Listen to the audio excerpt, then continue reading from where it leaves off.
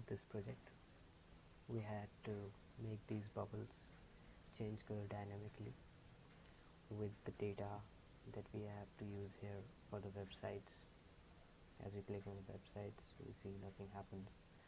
So what I did was pull in the data of websites from the table of details right here. The website, some companies, actually most companies do not have the websites in this, but some do. So we had to apply those here, and what I did was add the website to the legend category of the visualization of map, and it made the bubbles change color dynamically.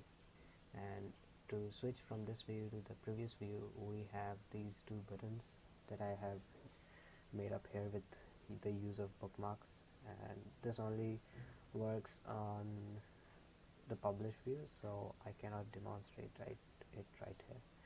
So that's pretty much it, and I'm Abhiraj Shore, and it has been really a great pleasure working at Blackcoffer and learning so much about data analysis and data visualization. Thank you.